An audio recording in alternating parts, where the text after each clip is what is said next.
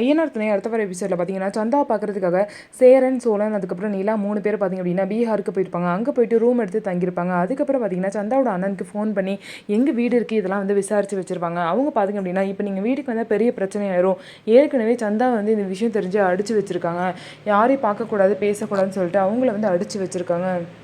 அது மட்டும் இல்லாமல் நீங்கள் இங்கே வந்தது மட்டும் எங்கள் மாமாக்கெலாம் தெரிஞ்சு அப்படின்னா பெரிய பிரச்சனையாக பஞ்சாயத்தே கூட்டிடுவாங்க அப்படின்னு சொல்லிட்டு சந்தாவோட அண்ணா எவ்வளவோ சொல்கிறாங்க.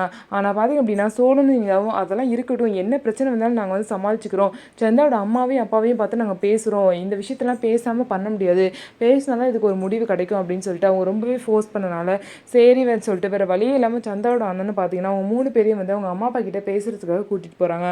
அவங்க கிட்ட போய் என்ன பேச போகிறாங்க அப்படின்னு சொல்லிட்டு வெயிட் பண்ணி பார்க்கலாம். அவங்க வந்து பார்த்திங்க அப்படின்னா சந்தாவை கல்யாணம் பண்ணிக்க போகிறவனுக்கு நிறையா சொத்து இருக்குது, நிறைய காசு இருக்குது, நல்லபடியாக பார்த்துப்பான், உங்ககிட்ட என்ன இருக்குது அப்படின்னு சொல்லிட்டு கேட்கும்போது சோழன் பார்த்தீங்கன்னா இதான பிரச்சனை, எங்களுக்கு 6 மாதம் டைம் கொடுங்க, 6 மாதத்தில் 25 லட்சம் பணத்தை ரொக்கமாக ரெடி பண்ணி உங்கள் கையில் கொடுக்குறோன்னு சொல்கிறாங்க. அவங்க சொன்ன மாதிரியே வாக்கு விட்ட மாதிரியே பணத்தை ரெடி பண்ணி கொடுத்து சேரனுக்கு சந்தாவை சோழன் கல்யாணம் பண்ணி வைப்பாங்களா அப்படின்னு சொல்லிட்டு வெயிட் பண்ணி பார்க்கலாம்.